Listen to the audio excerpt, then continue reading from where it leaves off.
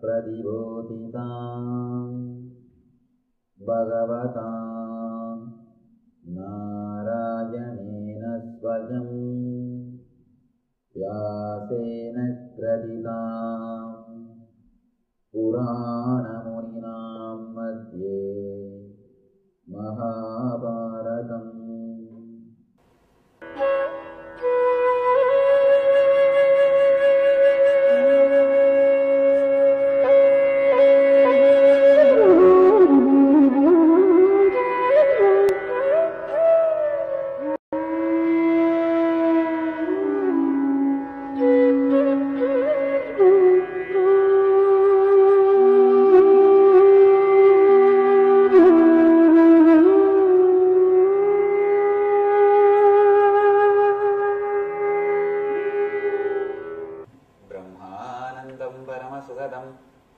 केवलं ज्ञानमूर्तिं द्वन्द्वातीतं गगनसदृशं तत्त्वमस्यादिलक्ष्यम् एकं नित्यं विमलमचलं सर्वदी साक्षिभूतं भावातीतं त्रिगुणरहितं सद्गुरुं तं नमामि।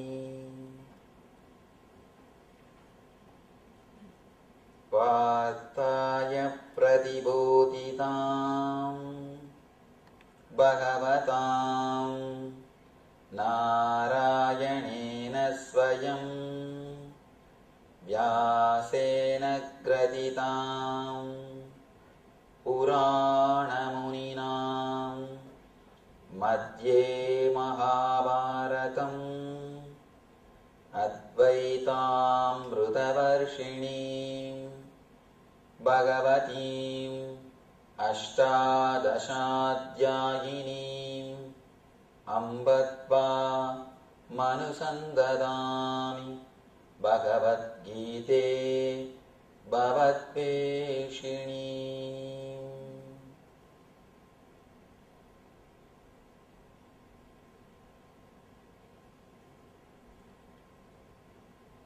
वसुदेवसुतं देवं कंसचानूरमर्दनं देवकी परमानन्दं कृष्णं वन्दे जगद्गुरुम्।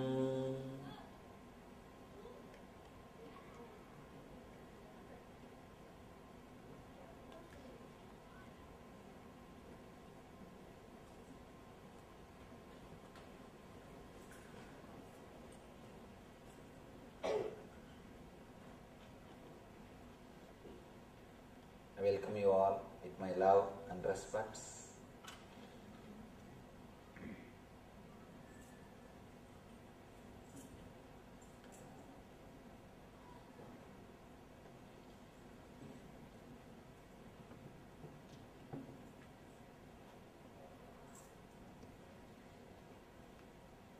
Today, in this chapter, Krishna shows his cosmic form to Arjuna, gives him the experience of universal consciousness. First time Arjuna is experiencing it. From the beginning, from first chapter, he is only hearing.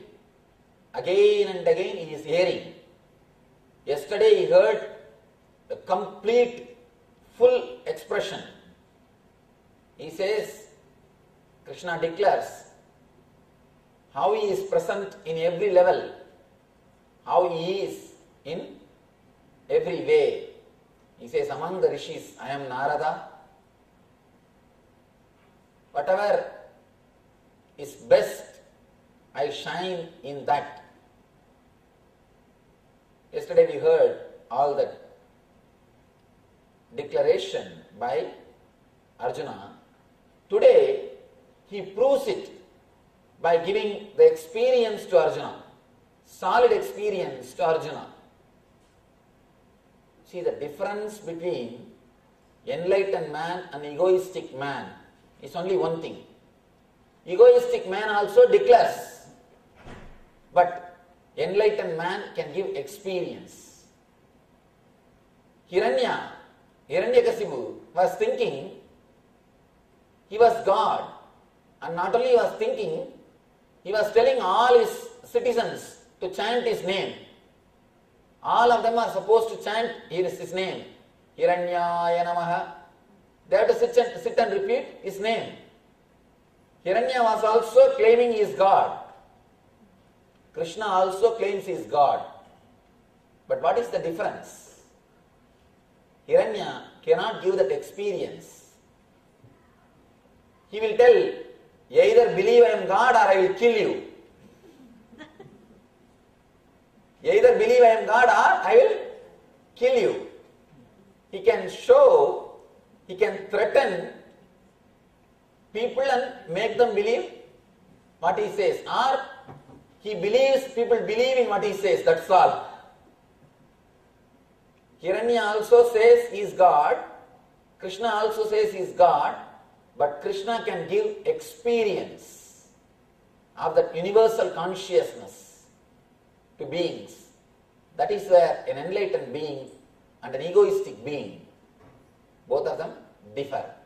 How to find out whether somebody is enlightened or just egoistic? This is the scale. This is the scale. If he can give experience, if he can play with energy, then whatever comes through him, comes from him, is truth. Here, Krishna shows very clearly, he is everything. And beautiful chapter, this whole chapter, such wonderful chapter.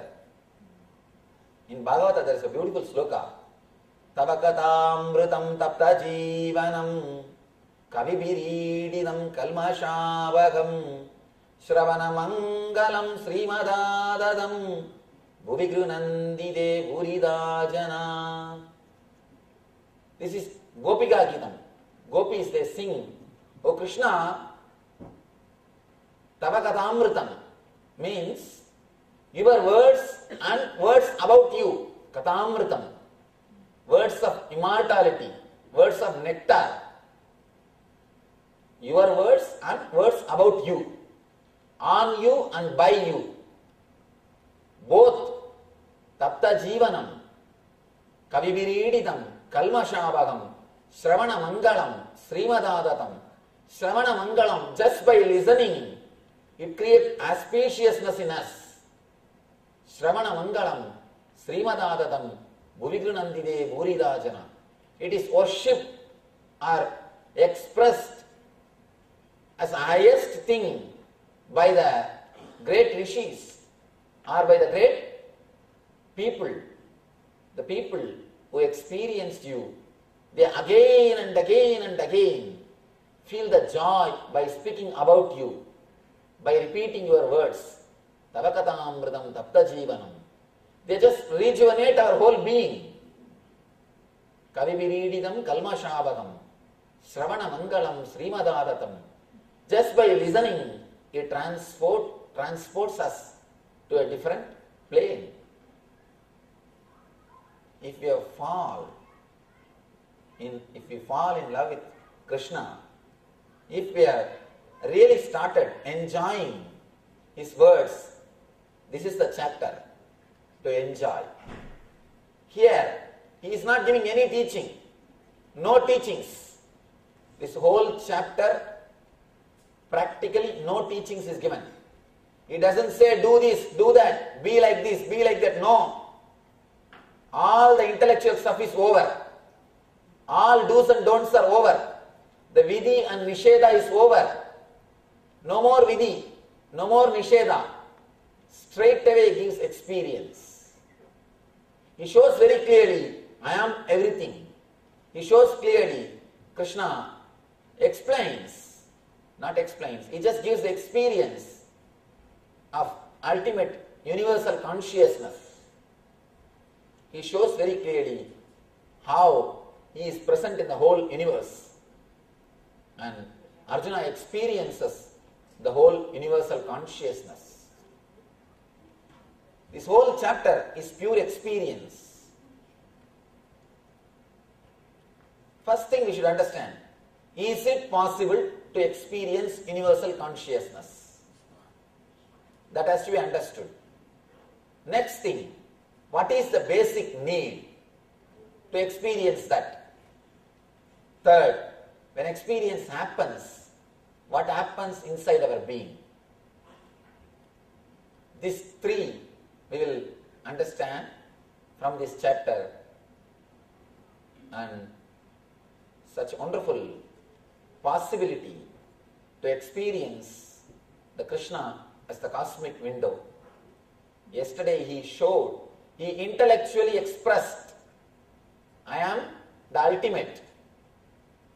I can't say it is an intellectual expression, it is an expression given to a person who is deeply in love. Please understand, Krishna can be God only when a person achieves the maturity of Arjuna. Not for everybody. That is why, as I was telling you, Krishna also declares the same thing, I am God. The truth should be declared only to a person who is qualified, mature.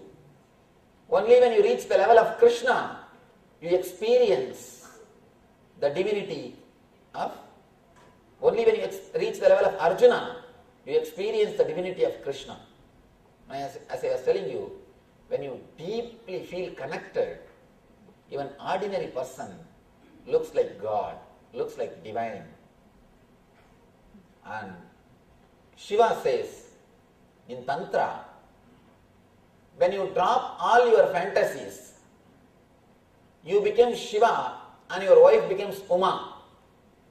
You reach the state of Shivatva and she reaches the state of Devi. It's a strange thing. How can you become enlightened with a normal life? Shiva says, live with your wife or husband, nothing wrong, but just drop the fantasies which you are carrying.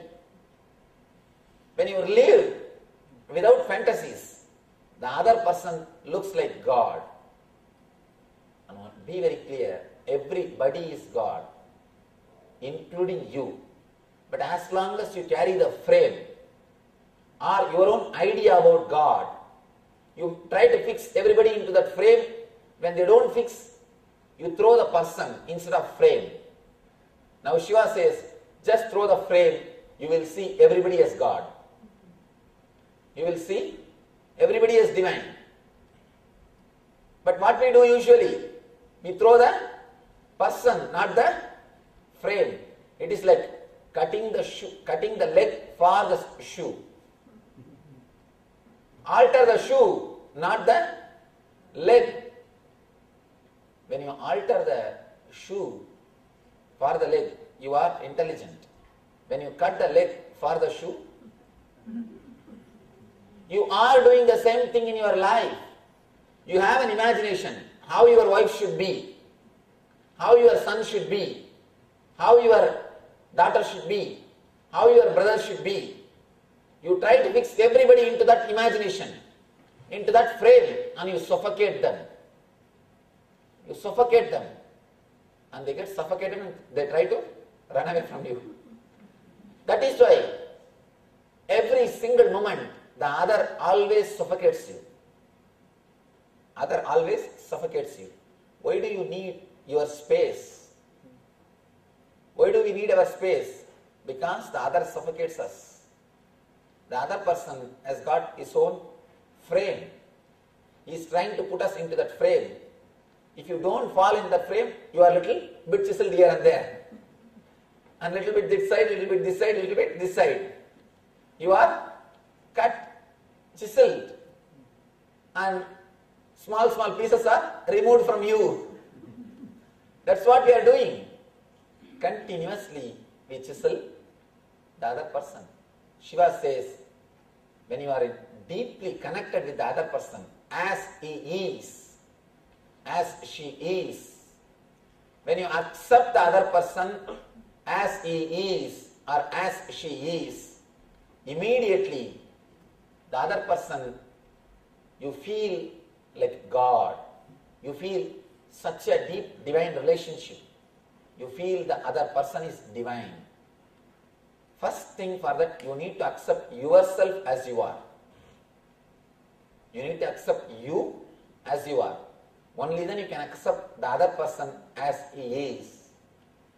Then naturally you experience a deep divine connection. And one more thing, when you continuously chisel, never think you will end your job. Never think you will end your job. You can never be happy chiseling the outer. You can be happy only by dropping your image. A small story. I always tell this story. One guy presents a new puppy dog to his friend at the time of marriage. After 3 months, he comes to his house and asks, how is your marriage going on? How do you feel? What's the change you feel in your life? This guy says, nothing much, a small change.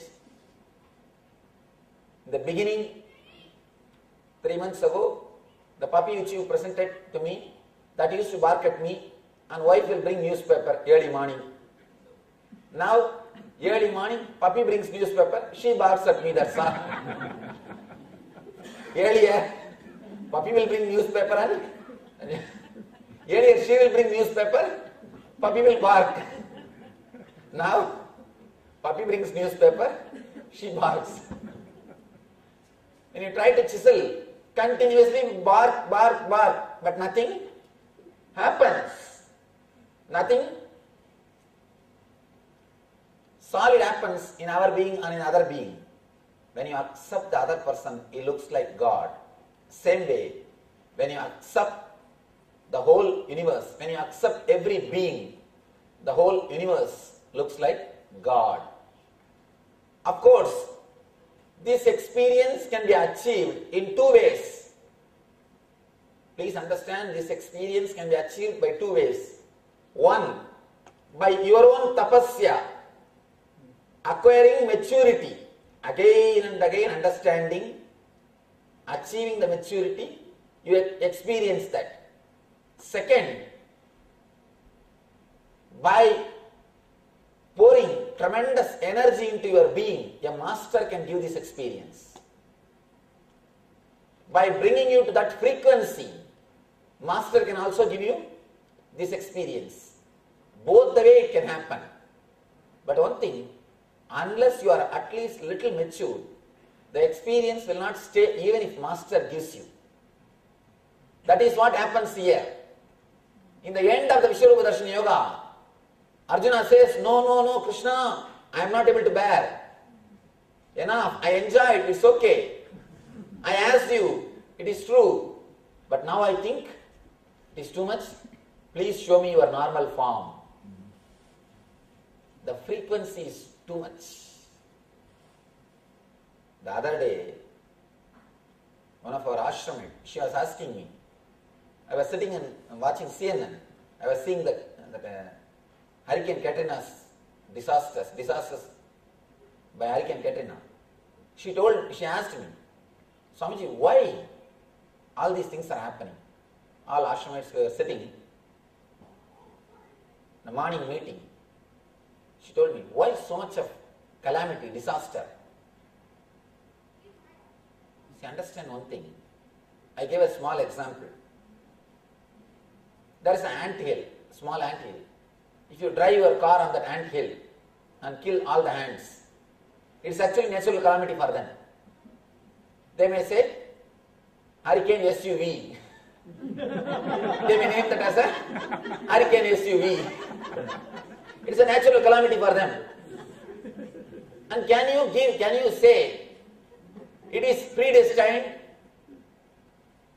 Can you say it is predestined or free will? Can you relate with that incident?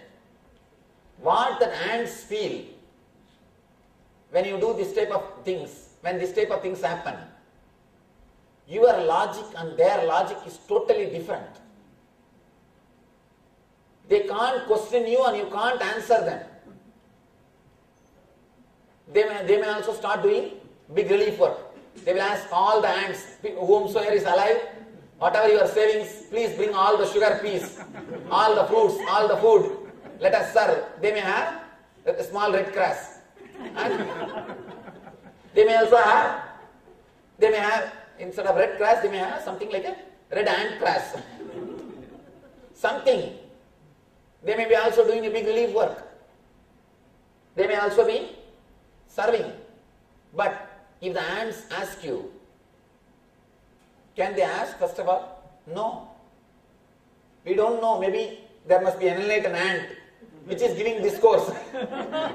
Sitting and calling all the ants and saying, you see, this all happened because God wills. How? The logic of the ants is totally different. The level of will, their will level is different, their frequency is different. And your frequency is different.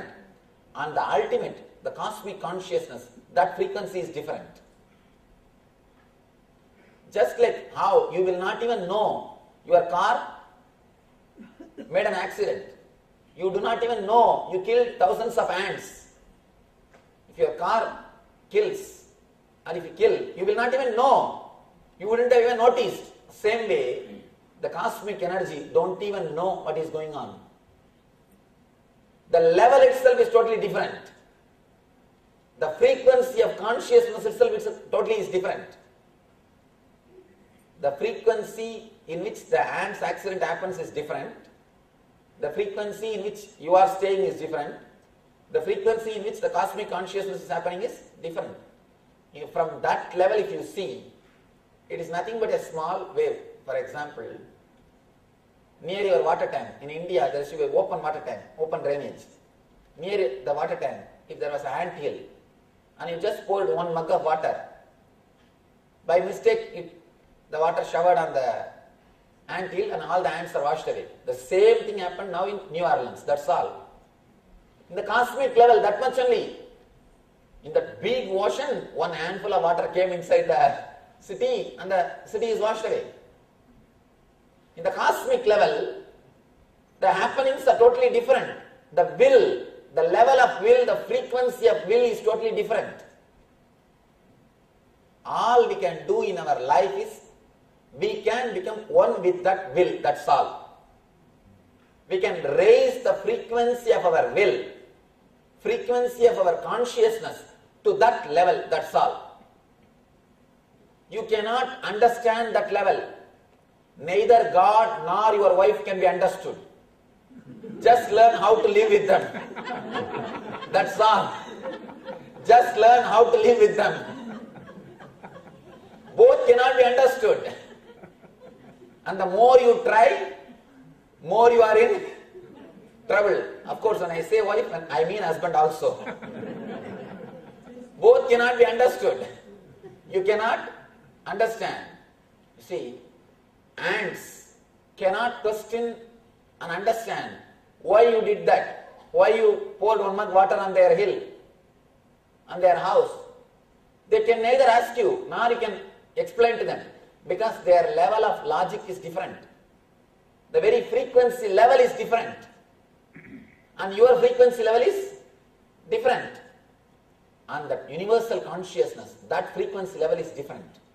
The ants, they live in the frequency of 10, you live in the frequency of 100, and the universal consciousness is in the frequency of infinity. All you can do in the life is raise your frequency of consciousness to that level and experience it.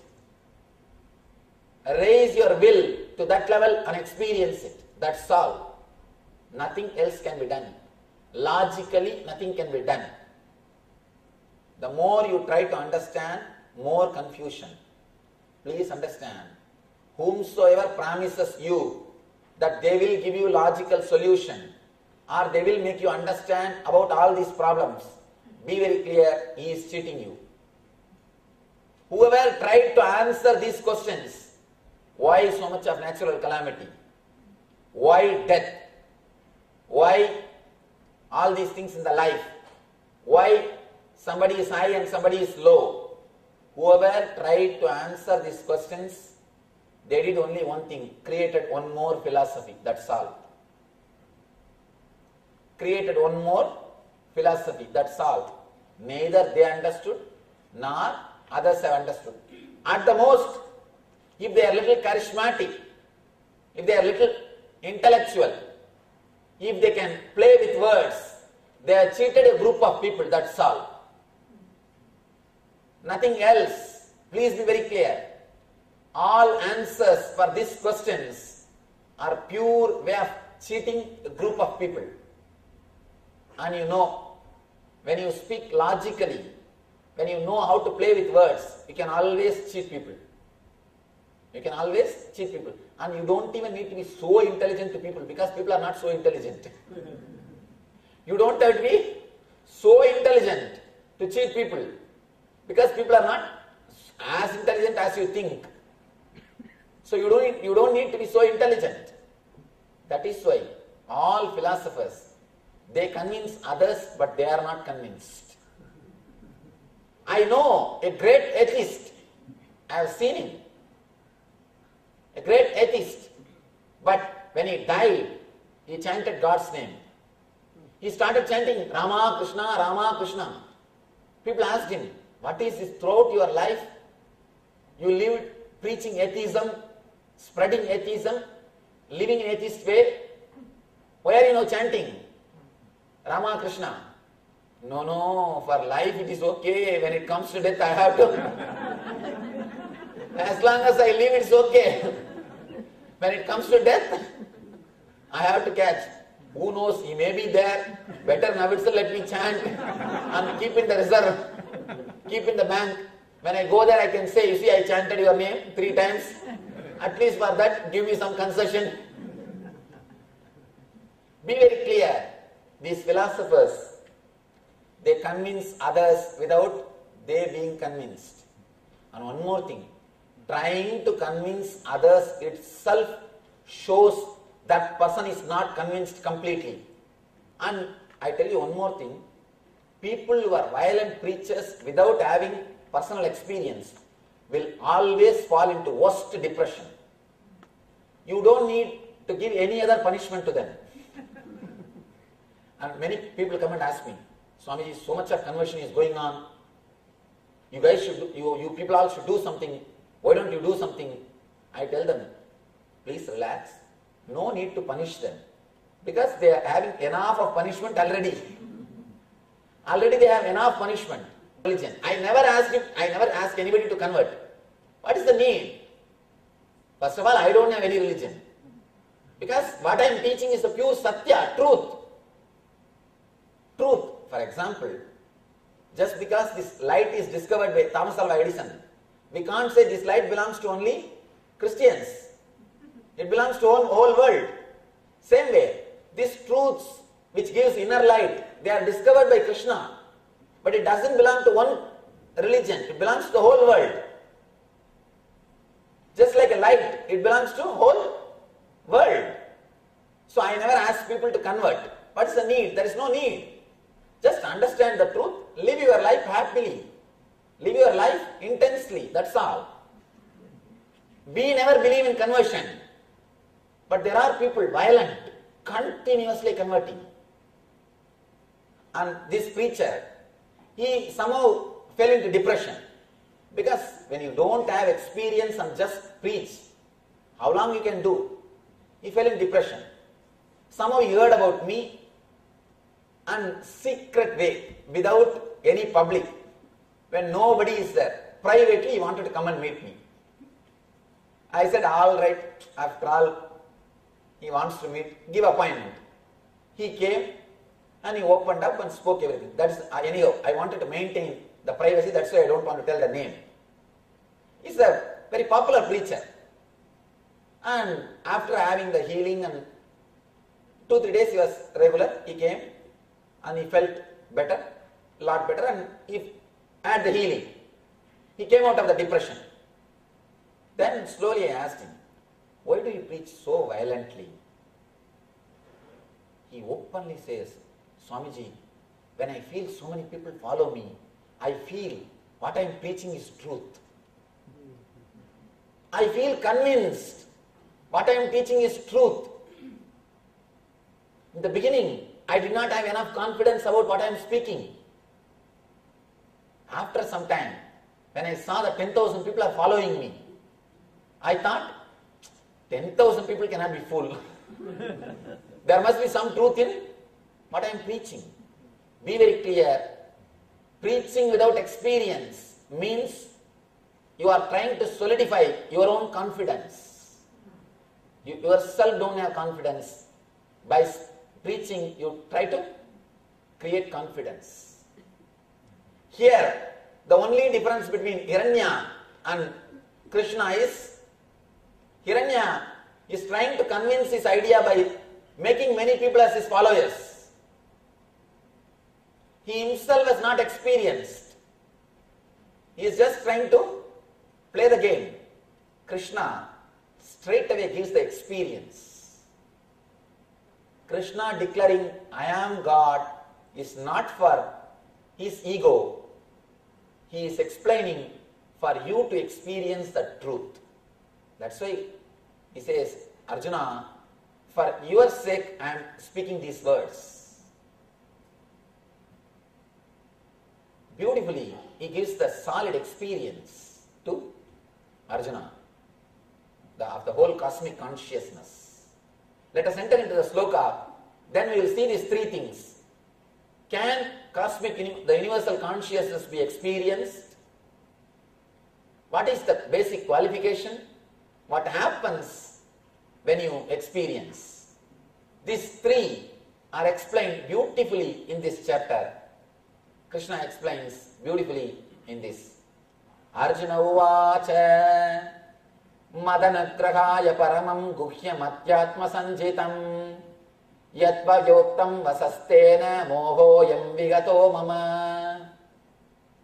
Arjuna says, O Lord, by hearing the instruction you gave me about these most confidential spiritual truths and revealing your glory, I feel my illusion has disappeared. My illusion has been now dispelled. Next he says, Yevamedat yadatta tvamatmanam parameshwara drashtamichami te rupam aishwaram purushottama. Yevamedat yadatta tvamatmanam parameshwara drashtumichami te rupam aishwaram purushottama. O greatest of all personalities, Purushottama, man among men. Purushottama, O supreme form, though I see you here before me in actual position, as you describe, you are the universal consciousness. You are the ultimate. I wish to see you, how you have entered into this cosmic manifestation, how you express yourself in that ultimate form. I want to see that form of yours. First time he says, O Lord, reveal me your cosmic conscious form. Reveal me your cosmic consciousness. Now, Krishna is the cosmic window. Yesterday he showed, I am ultimate. Now he gives the experience of cosmic consciousness. He is the cosmic window. Through him, Arjuna is able to see the cosmic energy. The next sloka, Manyase yadita chakyam maya trashtumidi prabho yogeshvara tado me tvam darshayatmanam avyayam. Manyase yadita chakyam maya trashtumidi prabho yogeshvara tado me tvam darshayam atmanam avyayam. Darshayatmanam avyayam. If you think that I am able to behold your cosmic form, O my Lord, O Master of my being, O Master of all mystic power, then kindly show me that your cosmic form, universal self. He says very clearly here one word. If you think, I am able to behold your form, means there is a little fear already inside. Be very clear. Many people used to come and tell me, Swamiji, if you think I can manage, why don't you give me an enlightened experience? I tell them, me thinking you will manage is not important. You should think you will be able to manage. You must be ready to take the responsibility. Whatever comes, let me face. Small story. When you are not ready to take the responsibility, naturally, you will put the blame on me tomorrow. I told you that time itself, if I can manage, I told you to give, but you are given me without even knowing whether I will be able to manage or not. Even the truth cannot be given so easily. Even the truth cannot be given so easily. Of course, even a simple truth experiences cannot be given so easily. If you read the Swamiji as we know him, there is one of our publication. In that one devotee writes a reminiscence. Continuously that person was nagging me for spiritual experience. To read In the Arms of the Master portion, there she describes, he or she, the devotee, describes clearly the experience. That person was nagging me continuously for some spiritual experience. I told you, see, do meditation, you will have it, don't worry. No, you give me something. It's not like a coconut, or it's not just a little bit of chips, I can give you straight away. It's an experience, you must be able to hold it, you must be able to receive it. No, give me something. It went on for 6 months. Then I said, stop asking, do meditation, it will happen. Then the person said, no, tell me clearly, you can't give. Don't say, don't try to escape from me. Now I said, all right, now the time has come for you. What can be done? Just single moment, if you can read the reminiscence. Person says, suddenly I felt the base in which I am standing is shaken. I felt the base in which are my boundary idea is slowly started getting loosened. And I felt the person who is in front of me also is boundaryless. And totally I was frightened. I said, enough, stop, I can't. And nothing has happened. Hardly I can say 1 volt current. 1 volt energy. Person was shaken. Same thing. When you have that fear, will I be able to hold or not? Be very clear, you will never be able to hold. And then the person started blaming me. I asked, that is true? Further, will you give whatever I asked? You should have been a little responsible. And 2 days the person was suffering out of fever and fear. 2 days the person was bedridden. Of course, after 2 days he became alright. That is different. But what I am saying, when you try to receive the experience without maturity, always you get into trouble. Here, Arjuna asks, if I am able to hold, if you think that I am able to behold your cosmic form, my Lord, show me that unmasked, manifested universal self. Please understand, before entering into the experience, you must have the courage. Let me see. I have always seen. After 1 year, if they continuously meditate, people start experiencing this boundarylessness. They get frightened. They feel just totally shaken up. They run and come to me. Swamiji, I feel nowadays, the moment I sit in meditation, I am losing the boundary. I am afraid I may be lost. I told them, what for you are meditating? The meditation is to give you the boundarylessness. And you are doing whatever has to be done to achieve that consciousness, and you are afraid of that. It's like you invite some guest. First you send email, then you send a fax, then you give a call, then you give telegram, then finally you send one person with a ticket to bring that person. When he comes to your house, suddenly you say, I never expected you will come. I thought somebody else will come. I was inviting somebody else. No, you can't say that. It is you who invited. You did meditation continuously. When you do meditation, you will have the boundaryless consciousness. You will experience universal consciousness. But I have always seen, invariably, when people experience this first time, they are totally shaken. They escape. They try to escape. And same way I have seen people who practice mantra also. When they intensely go into that mantra, when the divine starts giving experience, they get frightened and run away. They are totally frightened and they try to escape from it.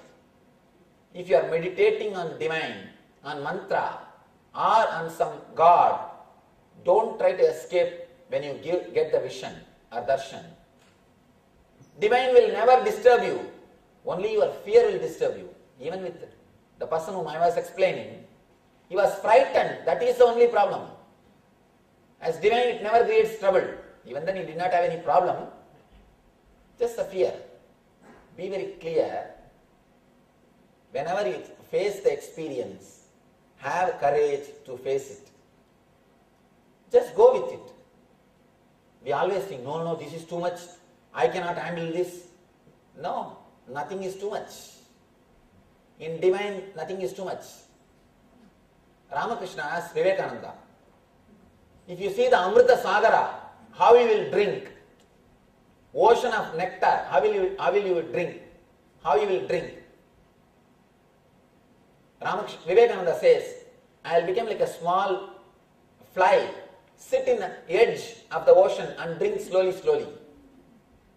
Ramakrishna says, fool, jump into that and drink. Vivekananda asks, no, if I jump into that, I may die. Ramakrishna says beautifully, it is the ocean of nectar, how will you die? Amrita means by drinking which you will never die. It's the ocean of Amrita, ocean of nectar, how will you die? Even if you fall, even if you completely drown yourself into the ocean of nectar, you will never die. So in the divine, in the spirituality, there is no such a thing overdoing it or too much. In the spiritual energy, there is nothing called too much. In the spiritual experience, there is nothing called too much. In the devotion, there is nothing called too much. In bhakti, there is nothing called too much. Many wives, they come and complain, Swamiji, my husband is becoming involved with meditation and bhakti too much, please do something. Or the husbands will come and complain, she is becoming too much involved in meditation, in bhakti, please do something. Please be very clear, if somebody is too much involved in the world, only then they need treatment. Of course, that I don't have to give, naturally they will be taken to psychiatric doctor. When somebody is too much involved in God, bhakti, nothing is wrong. There is no too much in divine. There is no too much in bliss. Be very clear, there is no too much in spirituality. Here, if you think there is something called too much in spirituality, you always have a problem. Arjuna says, if you think that I am able to behold your cosmic form, means he puts the responsibility on Krishna. He wants the sweet, but he doesn't want to become diabetic. Of course, with the divine sweet, you will never become diabetic. You will never become diabetic. And you will never become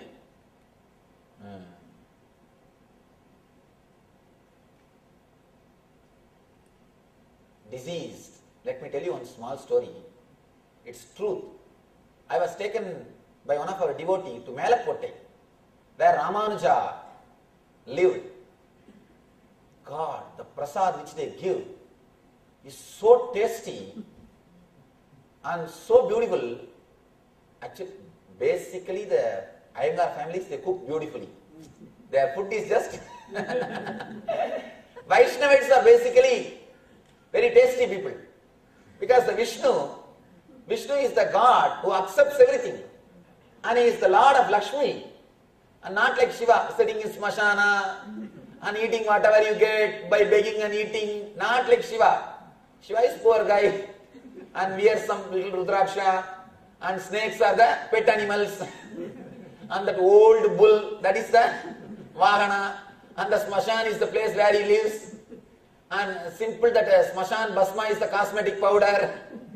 And nothing much. But Vishnu is the Lord, King. So, naturally the Vishnu Bhaktas also will have the same energy. They will nicely cook. And so much of sweet. The intensity of sweet in that sweet is so much. I asked, do you make only for 1 or 2 days or every day? They said, Swamiji, not only we make this every day, the whole village is given this food. Because the whole village is few family who take care of the temple. The temple prasad only is served. Then I asked, surely the whole village should be diabetic. And please understand, you will be surprised, not even a single diabetic patient in the whole village. So much of sweet they eat. So much of sweet. Not even a single diabetic patient. Not even a single diabetic patient. I was surprised because when the food is offered to God, it becomes amrita. Please understand, the mantras which we chant, it affects that food. Don't think prasad is ordinary food. It is energized. The words which you create, let me tell you an important research, then you will understand. Recently there was a book released called Messages from Water. This movie, What the Bleep Do We Know? In that movie they describe about this book. You all should see that movie. What the Bleep Do We Know? It's a beautiful movie. In that they say, one Japan doctor has done a research. He keeps 10 different tumblers of waters. In front of one tumbler he sits and chants some good words. Peace, bliss, happiness, like this. Words which creates positive emotion. Then he keeps another one tumbler of water and chants the words, negative words, war, violence, anger, that type of emotion, and he puts the label of war. And after that, he takes one tumbler of water and chants Dhammapada, the words from Buddha's teachings, and different tumblers of waters. He says, if he freezes that water and sees through the microscope and photographs, he comes out with a research report. He says, the water which is energized by positive words, positive energy, it looks almost like a diamond, and he has published a book of all the photographs. So beautiful. The water looks like a diamond, clear. The crystals are clear. And the water which is energized by the negative words, the water in front of which he chanted the negative words, they show like a demon. The picture looks like a devil. And the water energized by Dhammapada, it looks so peaceful, so calm. And not once or twice, understand, 300 researches he has done and proved your thoughts affect the water which is in front of you.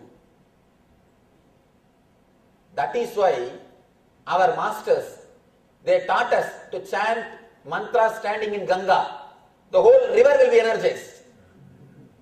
If just 5 minutes chanting 2-3 words in front of a water can change the quality of water, means millions of people standing in that water chanting mantra, what energy that water will radiate. That is why the whole Ganga is sacred river. Whatever our rishis did, today the modern day science is proving. Modern day science is proving. See, in those days, these British people, when they come from England, they will bring water in their ship. That will be spoiled within a month. They will suffer without water. But when they go back from Calcutta, the same time only, when they come, if it takes 3 months, when they go back also it takes only 3 months. But when they go back, the water never gets spoiled. They started analyzing why. Then they understood. They bring Ganga water. When they go back, the water is from Calcutta, Ganga. Then they started doing research on Ganga water. They say Ganga water has got quality to purify itself automatically. That is why the Ganga water never is polluted by, in spite of so much of pollution. In spite of so much of pollution, never Ganga water gets polluted because it continuously purifies itself. The whole water is energy. Whole river is energy. Same way, in a temple where continuously these mantras are chanted, when the food is put inside that temple, in front of God, when they chant that mantras, that food also starts getting the pure spiritual energy. That starts radiating the energy of positive qualities. You will never become sick by eating prasad. Be very clear. You will never become sick by eating prasad. You will always only become healthy. This is a solid proof. Actually, I was surprised to hear the whole village eats that same akkara vadisal. In Tamil they call it akkara vadisal. And so sweet, so much of sweet. The whole village eats that food regularly, every day, because that is the food which is given from temple. But nobody is diabetic. Nobody is diabetic. It is because of the power of that words, power of that mantra. Be very clear, with the divine, everything will do only good. It will never do any bad. With energy, it is always good. Never you will have anything bad. With Amrita Sagara, you will never die. When it comes to divine, just jump totally. Don't keep anything in reservation. There is no need for any fear. Nothing needs to be afraid. Just relax into the divine. You will transform. He says, Manyade edidachakyam maya trashtumidhi prabho yogeshwara tadome tvam dashayatmanam abhyayam. Dashayatmanam abhyayam. He says, if you think I am able to behold your cosmic form, O my Lord, Master of all mystic power, then kindly show me your cosmic form. Bhagavan uvacha Pashya me partha rupani sadasoda sahasrasaha nana vidani divyani nana varna kridini cha. Lord says, O Partha, see hundreds of thousands of my forms. These are of divine forms, diverse divine forms, of diverse colors, shapes and sizes. O Bharata, see the different manifestations of Adityas, Vasus, Rudras, Aswini Kumaras, Maruts and many wonderful things which no one has ever seen before. Now he starts explaining or giving darshan, and before that he says a beautiful word, an important word. He says, O Arjuna, you cannot see my form by your ordinary eyes. You have to see only with the Divya Netra, means the third eye, divine eye. Let me give you Divyam Dadami, Dechakshu. He says, let me give you the divine eyes, then you will start seeing me, then you will be able to experience me. From this sloka, he starts giving the Vishwarupa Darshana. I think from this sloka, the whole thing is a continuity. It has to be understood as one part or one sloka. The whole thing is a single sloka. This whole chapter is a single sloka. Because the whole chapter explains the darshan. Vishwarupa